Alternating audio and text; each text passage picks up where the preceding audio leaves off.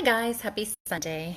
I'm here for our final challenge of the Meditation Madness, and I will be back tomorrow with sort of a summary of everything that went on. I hope you've enjoyed your time. I hope you've learned some techniques and strategies that might help you to quiet your mind and focus a little bit.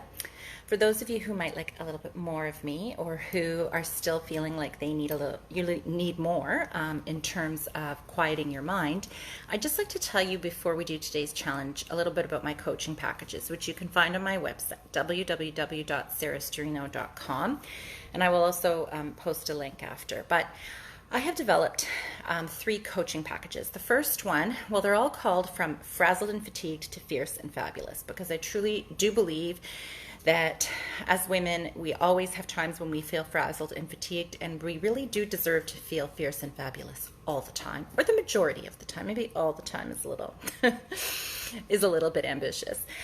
So the first package is just my online course. It's 5 modules, starting with the self-assessment, and then getting into different modules about wellness and how to create a personal wellness or self-care plan for yourselves. If you just purchase the online modules and work through them at your own speed, then my second package is the modules plus a group coaching situation such as this one, where I come to you in a group setting. Other people might chip in as well and give their input. I'm also going to give with this one some weekly journaling and meditation prompts for 6 weeks. And you'll also get a 10% discount off any of my upcoming retreats and events. And I have quite a few things coming up in 2020.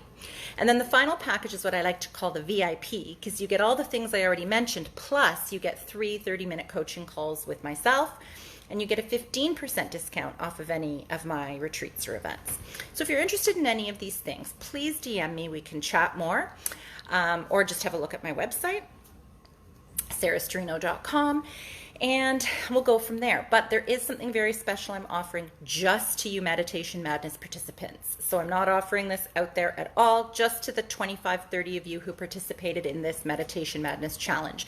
Whether you silently participated or actively participated, what I'm offering you is just the boundaries module out of my online course, just the boundaries module, along with 1 coaching call with me. And I will be offering that to you at the wonderful price of $157. I'm offering the boundaries module because I do feel that I kept hearing from people that you had trouble finding time to meditate or finding the focus. And I think that creating boundaries in your life might help you to do both of those things. Boundaries are not as clear cut as, I'm creating a boundary with my sister, I'm not going to call her back right away. We get into some really deep work about boundaries with yourself, boundaries with your partner or your spouse, your children. And we really explore and help you to establish and set some boundaries that you may not even realize you needed to set. So if you're interested in that module, along with a coaching call for me, again, it's $157. Let me know. You can DM me. Again, I'll be posting this. That one's not on my website because I'm just offering it to you guys, okay?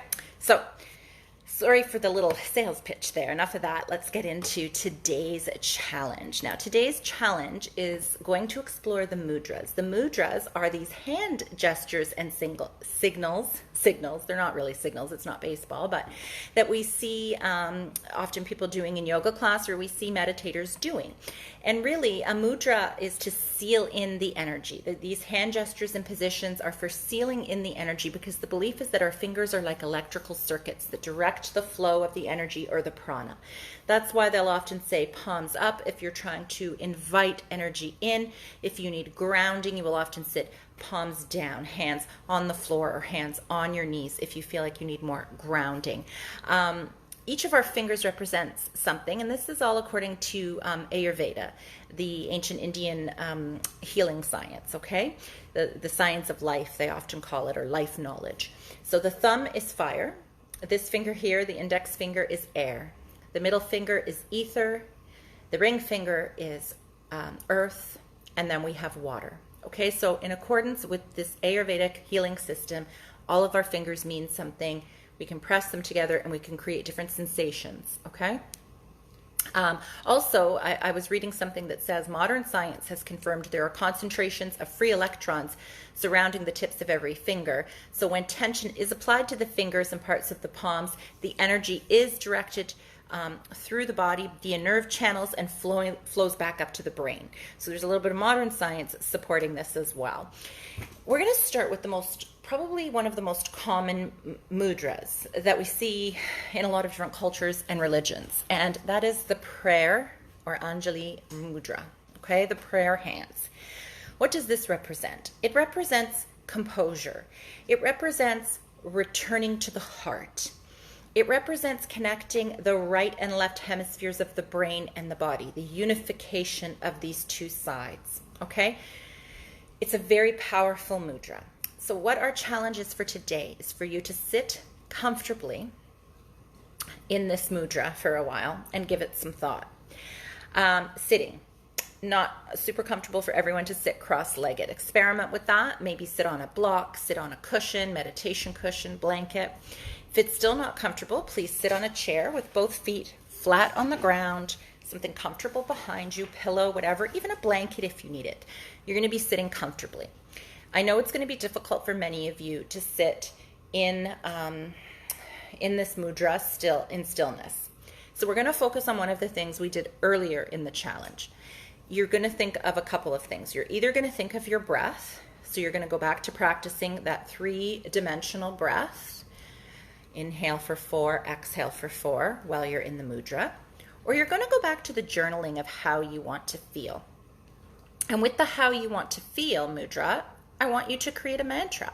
So if your thing was, I want to feel abundance, I want to feel calmness, then the whole time you're sitting and you're breathing, you're going to say to yourself, I feel calm. I feel calm. I feel calm. You can say it out loud or in your head, whatever you prefer. It's not I want to feel calm, it's I feel calm, because we need to trick the body and mind into thinking we already feel that way, okay? So this is what we're doing for today. Sitting quietly and comfortably in a chair or on the floor cross-legged, prayer mudra. When you come into the prayer mudra, think of gathering the energy. Think of uniting the right and left sides of your body. Press your thumbs into your sternum, into the center of your chest, as if you are gathering all of your resources, all of your knowledge, all of your love into your heart. Okay, you can even do that a few times before you settle, hence the sun salutations in yoga, right? We can do this a few times, gathering the energy into the prayer hands. And then when you're ready, you're going to sit with it. You're going to breathe slowly, 3-dimensionally. You're going to repeat your mantra about how you want to feel, except you're going to say, I feel, okay? Curious to see how this one goes, okay? Sometimes these mudras can be very, very powerful. I'm also going to attach an article after I post this that shows all the different meditation mudras, and maybe on your own you can experiment with some of the others. But let's think about how potent placing your hands at your heart can be. All the things it symbolizes: composure, unification of the right and left hemispheres of the brain, returning to the heart, gathering the energy and the love into the heart chakra. It's also very close to the solar plexus chakra, which is our power source. So whichever of these images or thoughts are going to help you to settle and breathe. Let's say 5 minutes is the challenge. Do less, do more. Please let me know how it goes, okay? It's been my pleasure to offer you these challenges the last few days. I will be back tomorrow with a final video and summary. Please comment away, private DM me if you don't want others to see your feedback or your comments, or contribute on the group. Have a very, very lovely evening. Bye.